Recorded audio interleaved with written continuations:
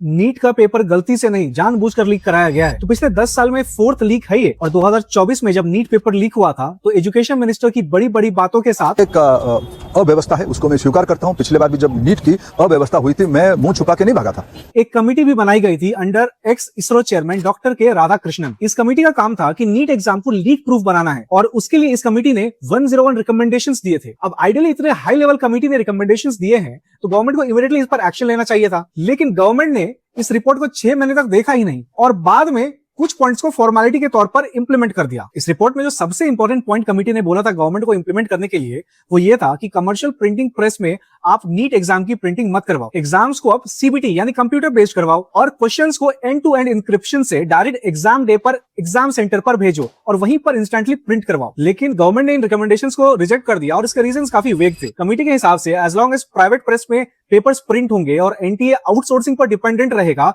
Paper leak inevitable है। In fact committee ने यह भी बोला था कि ये जो पूरा एग्जाम का सिस्टम है उसका मॉनिटरिंग आप एक इंडिपेंडेंट बॉडी को दे दो for better security and transparency. तो गवर्नमेंट ने एग्जाम प्रोसेस की मॉनिटरिंग आईटीपीओ के एमडी को दे दिया। ITPO Indian trade promotion organisation, मेला लगाने का काम करते हैं ये लोग दिल्ली में, इनको मॉनिटरिंग का काम दे दिया। और एनटीए से कोई सवाल पूछो तो वो गवर्नमेंट को ब्लेम करती है और गवर्नमेंट एनटीए को। पिछले 10 साल में कम से कम 90 पेपर लीक के केसेस सामने आए हैं जिसमें 48 से ज्यादा एग्जाम्स कैंसिल हुए हैं। और नीट पेपर लीक के कारण 4 दिन में ही 2 स्टूडेंट्स ने सुसाइड कर लिया है। उनके लिए एग्जाम लाइफ से भी इंपॉर्टेंट था, लेकिन मिनिस्टर साहब के लिए ये बहुत छोटी बात है। इंडिया में स्टूडेंट अगर पेपर लीक का शिकार होता है तो वो सुसाइड तक कर लेता है, लेकिन जो जिम्मेदार होता है उसको रिवॉर्ड किया जाता है। चाइना का सबसे इंपॉर्टेंट एग्जाम गुकायो 1 करोड़ स्टूडेंट्स देते हैं, आज तक एक भी लीक नहीं हुआ। साउथ कोरिया में एसएटी एक बार 2013 में लीक हुआ था, आज तक फिर कभी लीक नहीं हुआ। फाइनली हमारे एजुकेशन मिनिस्टर ने ये प्रॉमिस किया है कि अब से नीट कंप्यूटर बेस्ड होंगे, लेकिन क्या ये गवर्नमेंट 2024 के बाद ये स्टेप इमीडिएटली नहीं ले सकती थी?